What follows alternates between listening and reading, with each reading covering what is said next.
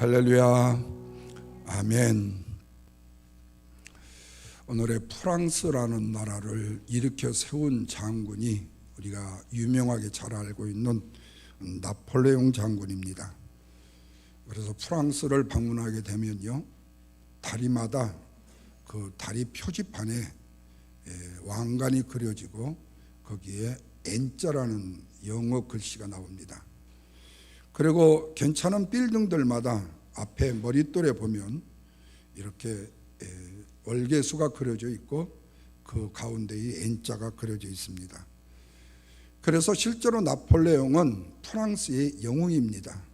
뿐만 아니라 영국 대영 박물관에 가면 나폴레옹이 썼던 칼이 되어져 있는데, 나폴레옹의 키 그리고 그 칼이 매우 짧습니다. 왜냐하면 나폴레옹은 키가 큰 사람이 아닙니다. 골리앗처럼 작아요. 그런데 바로 프랑스를 일으켜 세우고 거의 정복할 수 있는 영향력의 땅들이 너무 많았습니다. 이 나폴레옹이 알프스산을 넘으려고 합니다.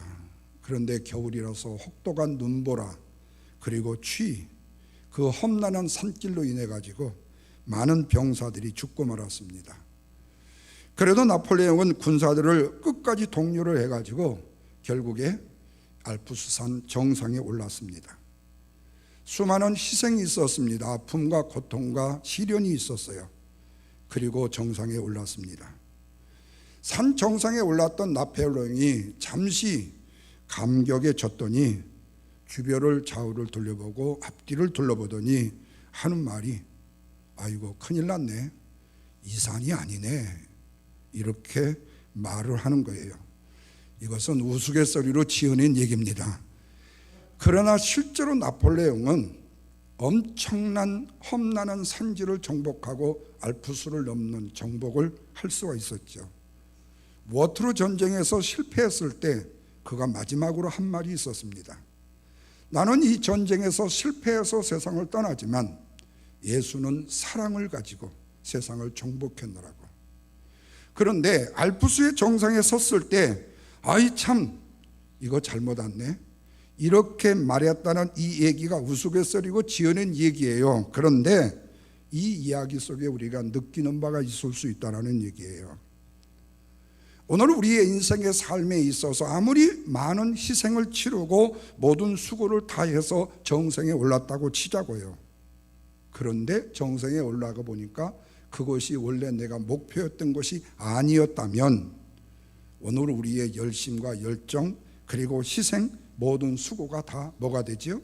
헛것이 되고 만다라는 교훈입니다.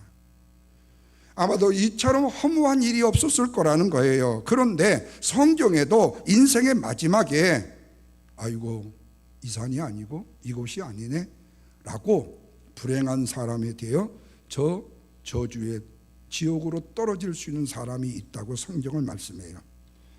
성경 히브리서 9장 27절 말씀에 사람이 한 번 죽는 것은 정한 이치인데 그 후에는 뭐가 있으리라고 그랬죠? 심판이 있으리라고 말씀해요. 모든 사람은 다 죽습니다. 그런데 죽은 다음에 그냥 그대로 묻히고 끝나는 것이 아니라 반드시 하나님 앞에서 심판을 받게 된다고 말씀하고 있어요. 중요한 것은 무엇으로 심판을 받느냐 그 말이에요. 내가 최선을 다해서 인생을 열심히 살았고 남들을 도와주기 위해서 엄청나게 열심히 살았고 냉정하고 냉철하게 생각을 해봐도 내가 열심히 살아왔는데 죄악으로 인해서 하나님의 심판대 앞에서 이 길이 아니네, 내가 잘못 왔나 봐, 그래가지고 만약에 지옥으로 떨어진다면 얼마나 심각한 일이 되겠냐 하는 겁니다. 산이야 힘을 내서 다시 올라가 정복을 하면 되지만 죽은 후에 받게 되는 심판은 되물을 수도 없고 다시 돌아올 수도 없기 때문에 그렇습니다. 그래서 예수님은 이런 돌이킬 수 없는 불행을 겪게 될 사람들이 분명히 있다고 말씀해요. 그들이 누구냐? 주여 주여 하기는 했는데 천국에 들어가지 못한 사람이라고 말씀합니다. 반면에 천국에 들어가는 사람이 있다고 말씀했어요. 다만 하늘에 계신 내 아버지의 뜻대로 행하는 자라고 말씀하고 있습니다. 여기서 우리는 하나님의 최후의 심판의 기준이라는 것이 내가 평생을 사는 동안 하나님의 뜻대로 살아왔는가라는 것이 하나님의 기준이지, 내가 인간의 열심과 열정과 헌신과 다른 사람에게 엄청난 도움이 되었다고 내 열심 내 열정으로 사는 것이 기준이 아니라는 거예요. 흔히 우리 부모님들이 그래요. 내가 이 자식을 어떻게 키웠는데, 내가 이 재산을 어떻게 모았는데, 이런 얘기 속에요 부모의 엄청난 교만이 들어있죠. 실제로 어떻게 키웠는지 어떻게 했는지 그거는 인간이 할 수 있는 최선의 다할 노력을 했지만 중요한 것은 뭐냐? 핵심이 빠졌다는 거예요. 무엇 때문에 그렇게 했냐는 거예요. 내 자식의 출세를 위해서요? 내 만족을 위해서요? 내 열심 때문에요? 내가 헌신했다는 다른 사람 앞에 자랑 때문에요? 그건 아니라는 거죠. 이 기준을 알지 못한 데 엉뚱한 데에 힘을 기울이고 힘을 쓴 사람들이 있을 수 있다는 거예요. 그것을 뭐라고 말했죠? 그날에 나더러 주여 주여 이름을 부르면서도 선지자의 노릇을 했고 주의 이름으로 귀신을 쫓아냈고 많은 권능을 행한 사람이었는데 그들이 천국 문 앞에 주님의 심판대 앞에 섰더니 천국이 아니라 당신은 지옥이라는 거예요. 주의 이름으로 선지자 노릇을 했고 주의 이름으로 귀신을 내어 쫓았고 주의 이름으로 많은 기적을 행했다면 당연히 천국의 백성이 될 줄로 알았는데 천국의 입구에 들어가지를 못했다는 거예요. 사랑하는 여러분, 바로 이 사실에서 진정한 충성이라는 것이 어떤 것인지를 우리는 바로 알 수 있어야 된다는 사실입니다. 우리가 무조건 주님을 위한 일을 한다고, 교회를 위한 일을 한다고, 이웃을 섬기는 일을 한다고 주님의 마음에 합당한 충성된 일꾼이 다 될 수 있는 것은 아니라는 거예요. 이것으로 내가 정말로 주님을 위한, 교회를 위한, 하나님을 위한 충성된 일꾼이었다고 장담할 수 있는 일은 아니라는 거예요. 왜? 우리 중에도 이런 불행한 사람이 없기를 바라는 마음 자체가 바로 최후의 심판대 앞에서 나폴레옹이 농담으로 한 것처럼 아이고 이 산이 아니다, 우리 딴 데 찾아봐야 되겠다, 이런 후회가 없도록 지금부터라도 내가 어떻게 사는 것이 하나님께 인정받는 충성자인가에 대해서 두 가지 기준으로 생각해 보려고 합니다. 첫째는 충성된 일꾼으로서의 마음과 태도입니다. 자, 본문 1절 말씀을 다 같이 읽습니다. 사람이 마땅히 우리를 뭐라고 그랬죠? 그리스도의 일꾼이요 하나님의 비밀을 맡던 자로 여길지어다. 여기서 말하는 우리는 누구를 말해요? 고린도 교회의 지도자였던 바울, 아볼로, 베드로를 말할 수 있습니다. 그런데 이들이 우리가 어떻게 생각을 해야 된다고 말하느냐? 우리는 그리스도 일꾼이요 하나님의 비밀을 맡던 자로 여겨야 된다는 거예요.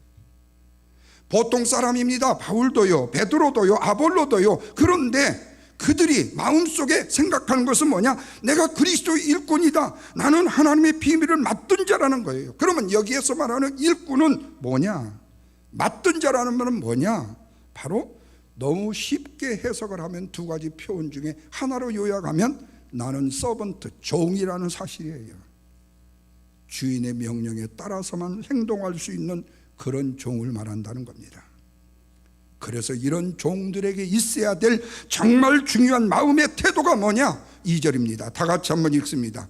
그리고 맡던 자들에게 구할 것은 뭐라고요? 충성이니라 그랬어요.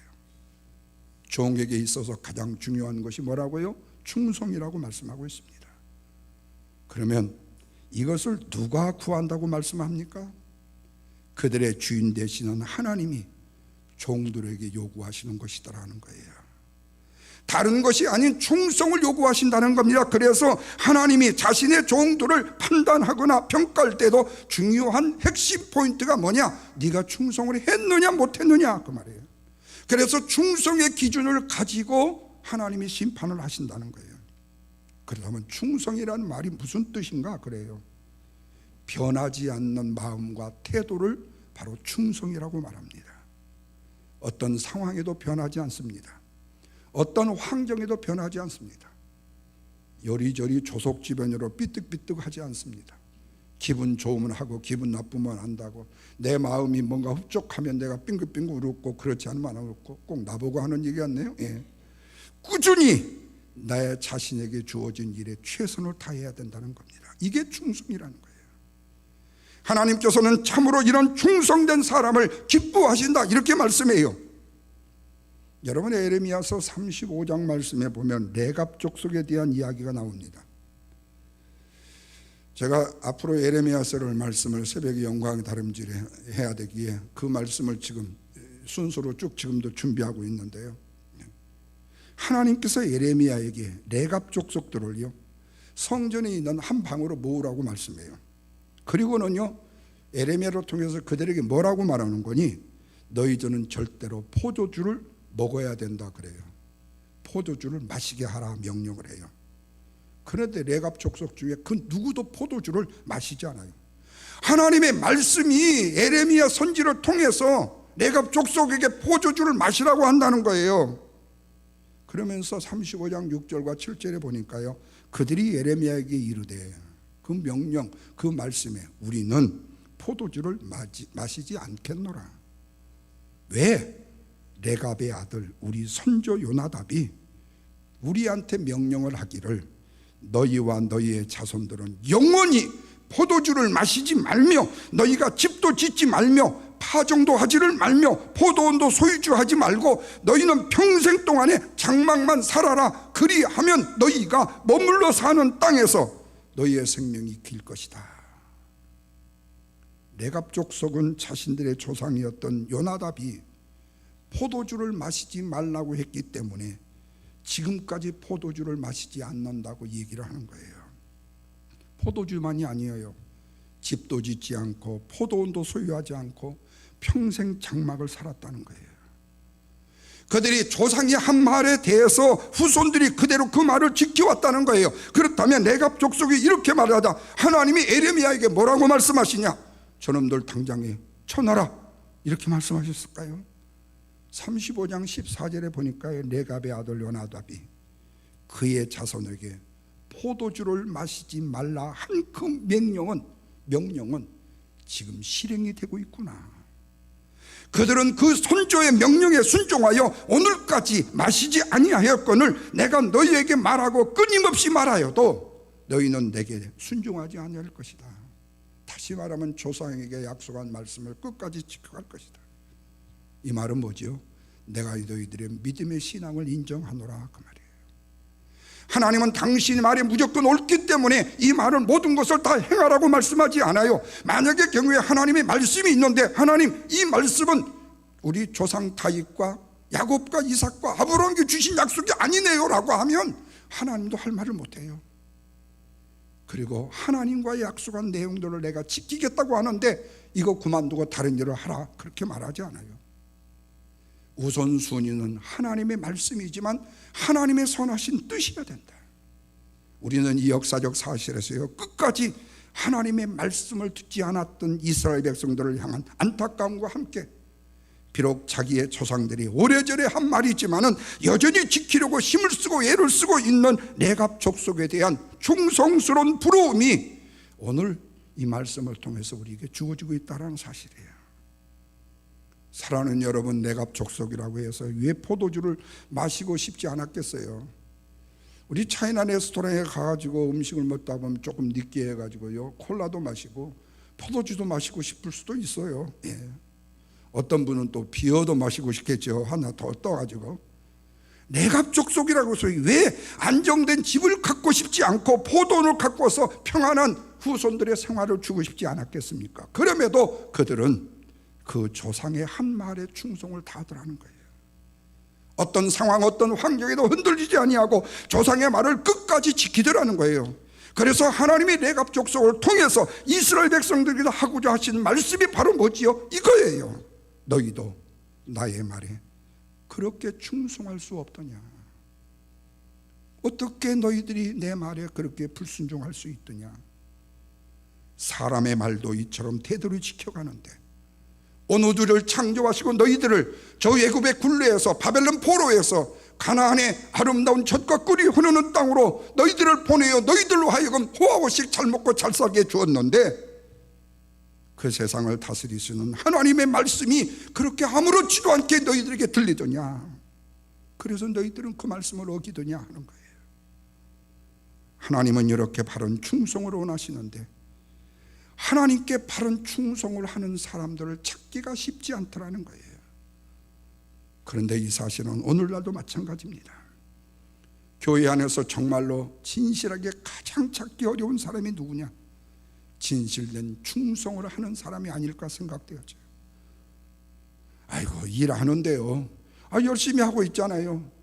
그래요, 맞아요, 열심히 하고 있어요. 근데 문제는 뭐냐? 내 마음속에 내가 이렇게 한 사람인데 내가 얼마나 대단한 줄 알아? 근데 나를 몰라주네. 그래서 열심히 하다가 어느 날에 손을 놓아버려. 왜? 나 안 알아주니까. 그러면 그거를 진실한 충성이라고 말할 수 있느냐? 끝까지 갈 수 있는 충성이라고 말할 수 있느냐? 조건과 이유가 붙은 충성이 아니냐 그 말이에요. 교회 안에뿐만 아니라 놀라운 성경 지식을 갖고 있는 사람도 많고 기도함으로 능력과 권세와 은혜를 받은 사람도 어렵게 찾을 수 있어요. 그리고 많은 사람들을 능력 있게 이끌 수 있는 지도자도 찾을 수 있고요. 문제는 뭐냐? 언제나 변하지 않는 소나무처럼 소나무야 소나무야 언제나 변함없는 그대 그 빛이라고 말하듯이 소나무처럼 하나님의 뜻에 묵묵히 충성한 사람은 쉽게 찾기가 그렇게 않더라는 거예요. 그 기준이 뭐예요? 충성된 사람을 찾기 어려운 이유가 뭐예요? 우리가 하나님의 기준이 아니라 우리의 기준으로 봉사하고 충성을 하기 때문에 그렇다 그 말이에요. 내 기준으로 내가 충성을 다하는 것이에요. 내가 이 정도면 최선을 다하고 있는 거예요. 물론 그렇게 말을 한다면 더 이상 할 말이 없어요. 왜? 자기 나름대로 생각할 때 최선을 다한다는데 거기다 대고 더 이상 무리하게 요구를 하면 나중에는 깨져버리든지 빠개져버리든지 할 거 아니에요. 저도 목회 초년생 때에 무조건 밀어붙였죠. 예. 그리고 뭐 부교육자 불러가지고 이거 왜 안 하냐 이거 하고 따지기도 하고 이따위로 하고 되겠냐 뭐 별짓도 해가지고 제가요 한국에서 뭐 내 별명이 왕목사였어요. 예. 나만 뜨면 애들이 그냥 비실비실 피해요. 예. 근데 지금은 겁나게 제가 온순해진 것 같아요. 예. 그걸 따져 물을 수가 없어요 이제는요. 예. 그거 묻고 싶지도 못해요. 예. 그리고 누가 교인들이 주의를 빠졌다고 해도요, 왜 빠졌냐고 물어보고 또 무서워요. 예. 그 대답이 어떻게 나올까 해서요.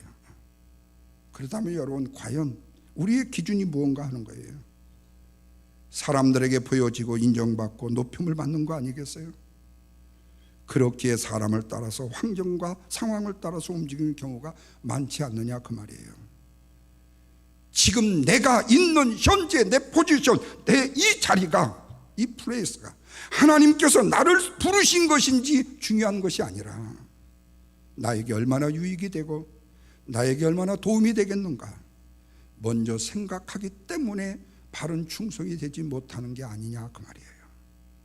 그래서 교회 안에는 재능 있는 사람도 많고 능력 있는 사람도 많고 큰 성과를 내는 사람도 많지만요, 정작 묵묵히 충성하는 성도는 찾아보기가 그렇게 쉽지 않다 그래요. 그날 노예 중에요 반주하시는 할아버지가 계셨어요. 갑자기 다 예배가 맞춰지면서 보니까요 트럼펫을 딱 갖고요 이거 트럼펫을 불어요. 그게 찬송가 아니에요. 우리 그 행진곡 같은 거예요. 그걸 불어요. 그러니까 다들 일어나가지고 박수를 해요. 그러니까 사회자가 그래요. 이분은 지금 선생님이었대요. 음악 선생님이었대요. 그분이 교회 와서 봉사하면서 그게 해요. 여러분 우리 이전에 월링포드 교회에 있을 때 교회가 100년입니다. 100년이 넘었습니다. 거기에 85살 되신 할머니 집사님이 나오시는데 이분이 매주 토요일 날마다 교회에 나와가지고요 주보를 접어요. 그분이 사진에 나와 있어요. 거기 보면은요 주일학교 다닐 때 이 사람이 자기였대요. 예. 근데 이번에 또 노예를 하면서요 참 안타까운 게 있었어요. 저 알래스카 쪽에 있는 교회 중에 트렌톤인가 어디 무슨 지역인데요 1911년에 교회가 세워졌어요. 근데 2022년 올해에 교회로 크로즈예요. 여러분 111년이에요. 111년이요. 그런데 교회로 크로즈예요. 저는 참 그걸 보면서요. 그런데 또 크로즈 감사 예배를 드려요. 나 이게 아이러니예요. 예. 지금 미국의 어디 저쪽 필라델피아인가 어디 가요? 100년 넘은 교회가 이번에 큰 교회가 크루즈하면서 감사예배 드렸잖아요. 또 그 감사예배는 왜 드린지 다 모르겠어요. 우리 한국적인 사고 같으면 뭐죠? 그 교인 한 열 몇 분 남아있더라고요. 사진에 보니까요. 그렇다면 생명건 목회자 보내가지고 지금까지 전통이 있고 있었으니까 교회를 살려야 되지 않겠어요? 죽어가는 영혼을 구원해야 되지 않겠어요? 그런데 이 사고는 또 아니에요. 이걸 덮어버려요. 여러분, 교인 10명만 있으면 비빌 언덕이요, 황소가 비비던 것보다도 훨씬 쉽잖아요. 한 사람도 없이 자기의 가족만 가지고 교회 개척을 해보라고요. 맨 땅에 헤딩어지요. 한 사람도 없은데요. 그럴 때 어느 날 누가요? 교회 문 열고 들어보세요. 천국이 여기가요. 예. 그런 경험도 하면서 교회 사역을 감당하는데 내 교회를 닫아야 되는지 참 이해는 안 되는 부분이죠. 여러 부분이 있겠죠. 과연 그거예요. 기준이 뭐냐는 거예요. 사람에 보여주려고요. 그걸 하면 문제가 많아지죠. 나에게 어떤 유익이 있고 어떤 도움이 있기 때문에요. 근데 그 재능과 나에게 주어진 그 능력을 내가 묵묵히 충성스럽게 감당하지 못한다는 거예요. 안타까움이에요. 저는 우리 윤진 집사님 이렇게 율동을 그렇게 잘하는 줄 몰랐어요. 예. 역시 초청 강사예요. 예. 참 부끄러움 없이, 예. 예. 저렇게 나이가 많이 드셨는데도, 예. 또 아이들을 가르치다 보니까, 예. 학교에서 가르치다 보니까 참 저렇게 모든 부분에서 순종하고, 담임 목사가 이 얘기한 것도 아니고 찬양팀 리더다 신 목사님이 이 얘기했는데 순종을 저렇게 하네. 내가 하면 안 들었을지도 모르겠죠. 또 예. 어쨌든 우리 주님의 영광께 속한 저와 여러분은요, 하나님이 바라시는 충성을 위해서 하나님의 기준에 맞는 충성, 오직 하나님께만 영광을 돌릴 수 있는 충성, 하나님께서 기뻐 받으시는 마음과 태도를 가지고 충성을 다하는 저와 여러분이 되시기를 주님의 이름으로 축원합니다. 두 번째로는요, 충성된 일꾼으로서의 마음과 생각이에요. 3절입니다. 다 같이 한번 읽습니다. 너희나 다른 사람에게나 판단을 받는 것이 내게는 매우 작은 일이다. 나도 나를 판단하지 않으니. 그랬어요. 우리가 무엇보다도 하나님 앞에 충성된 삶을 살기 위해서는요, 필요한 것이 뭐냐면 내가 내 자신을 판단하지 않는 거예요. 아, 잘했다, 아이고 이것 갖고 한 것이라고 얘기하냐? 물론 이렇게 자기 자신의 성찰을 본다면 괜찮아요. 그런데 내가 누구도 안 하는 걸 나만 했잖아, 나 괜찮은 사람이야, 에이구 당신들 별거 없어, 이렇게 교만하기까지는 가지 말라는 거예요. 아니, 다른 사람들은 이렇게 말은 이랬는데 나는 이것밖에 못해, 나는 죽어야 돼, 이런 줄도 하지 말라는 거예요. 예. 분명히 바울은 자신이 다른 사람에게 판단받는 것은 매우 작은 일이라고 했어요. 그러면서 스스로 자기 자신의 한 일에 대해서도 잘했다 못했다 판단하지 않는다고 말씀해요. 여기서 바울이 자기의 판단하지 않는다는 이 말은 교만 때문에 하는 말이 아니에요. 바울이 대충대충 일을 하고 나서 나를 내가 판단하지 않는다고 말한다면 그건 교만일 거예요. 그러나 바울이 자신의 생명을 바쳐서 일을 하잖아요. 항상 주의 일에 힘을 썼잖아요. 그렇다면 자신이 자기를 판단하지 않는다는 말은 항상 겸손함을 무장해서 나에게 주어졌던 일이 지금 이렇게 내가 훌륭한 일을 했고 큰 일을 했다 손치더라도 나는 끊임없이 주님을 위해서 일하고 있다는 사실이죠. 환경 때문에, 상황 때문에 삐죽삐죽하지 않았다는 거죠. 내가 아무리 잘한 일이 많고 세울 만한 일이 많았다 할지라도 자랑하지 않겠다는 거예요.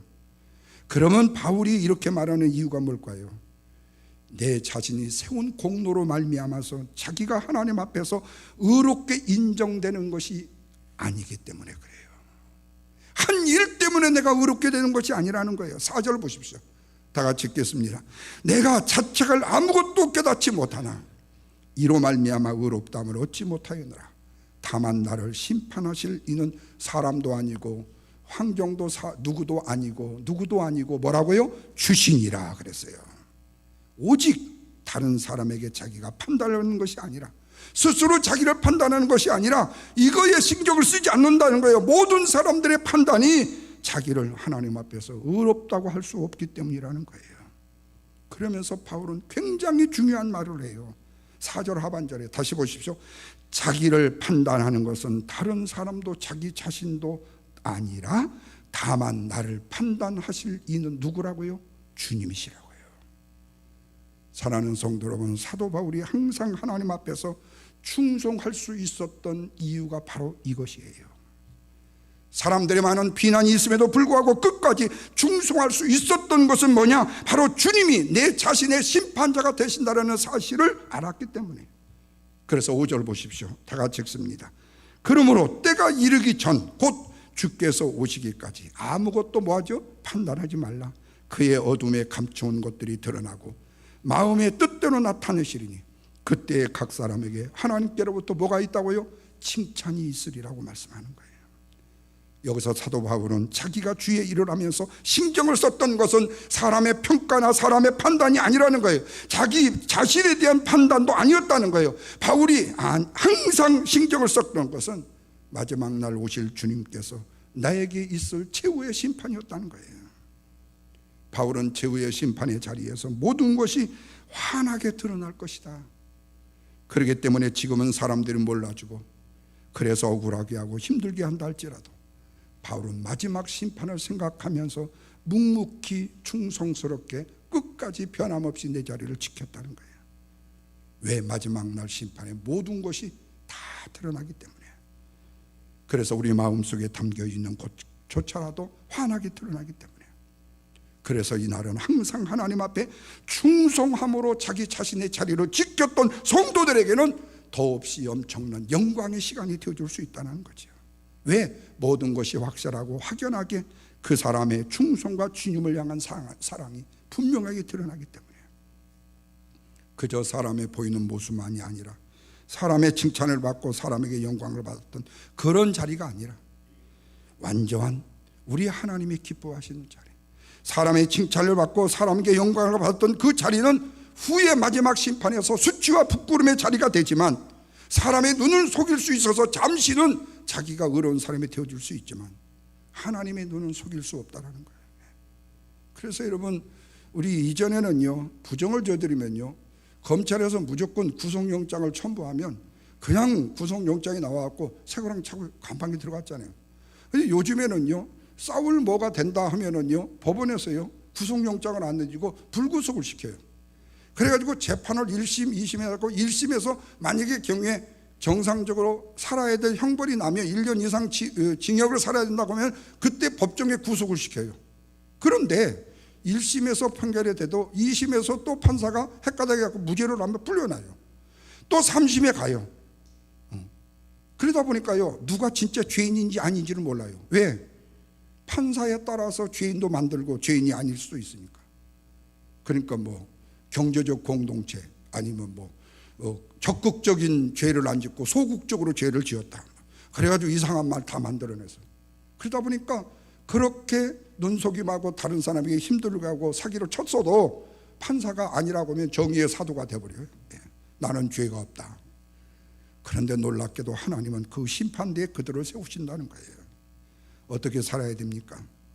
사람을 따라, 명예를 따라, 권력을 따라, 재물을 따라 요동치는 삶을 살아야 될까요? 아니면 주님의 뜻을 알고 묵묵히 충성하는 삶을 살아야 될까요? 충성하는 삶을 결코 쉬운 일이 아니지만, 나를 부인하고 나를 죽이는 일이지만, 사람의 오해와 판단에 묵묵히 내 자리를 지키는 것이 쉽지는 않지만 하나님은 그런 당신의 백성들을 기뻐하신다는 거예요.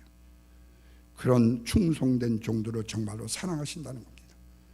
그리고 최후의 심판대 앞에서 잘하였도다 착하고 충성된 종아, 네가 작은 일에 충성하였으니 내가 더 큰 일로 맡기리라. 사랑하는 성도 여러분, 때로 우리가 신앙생활을 하면서 억울할 때도 있고요, 마음이 상할 때도 있고요, 사람이나 일 때문에 마음이 괴로울 수도 있어요. 그럴 때 우리가 기억해야 될 것은 이겁니다. 하나님은 하나님을 위해 묵묵히 충성하는 사람을 기뻐하신다는 거예요. 그래서 하나님이 부르신 그 자리에서 충성을 다하는 거예요. 묵묵히. 사람의 인정이나 칭찬이 아닌 마지막 날에 있을 최후의 심판을 바라보면서 내게 주어진 내 자리에서 최선을 다하는 거예요. 결론입니다. 하나님은 충성된 백성을 통해서요, 오늘 또 주님의 몸된 피값의 교회를 세워가십니다. 그래서 우리는 교회 안에서 충성스러운 성도가 되어야 합니다. 내가 가진 것이 조금은 부족하고 아는 것이 많다 할지라도요, 무엇을 할 수 있는 능력이 많지 않더라도요, 실망하지 말아야 되죠. 하나님은 우리에게 그 모든 것을 내놓고 네가 충성을 하라고 말씀하신 적이 없어요. 하나님이 우리에게 바라시는 것은 단 하나입니다. 나를 위해서 네 마음과 뜻과 정성, 태도, 네 생각을 주느냐, 그 말이에요. 그리고 어떤 상황, 어떤 환경에도 흔들리지 않는 거죠. 주님의 뜻에 순종하는 그런 충성을 우리 주님은 요구하십니다. 우리가 그 충성을 하나님께 드리면 하나님은 사랑하는 아무개 성도야, 됐다라고 말씀하셔요. 이 사실을 꼭 기억하시고 언제나 하나님 앞에서 충성을 다하시는 저와 여러분이 되시기를 주님의 이름으로 축원합니다. 기도합니다. 하나님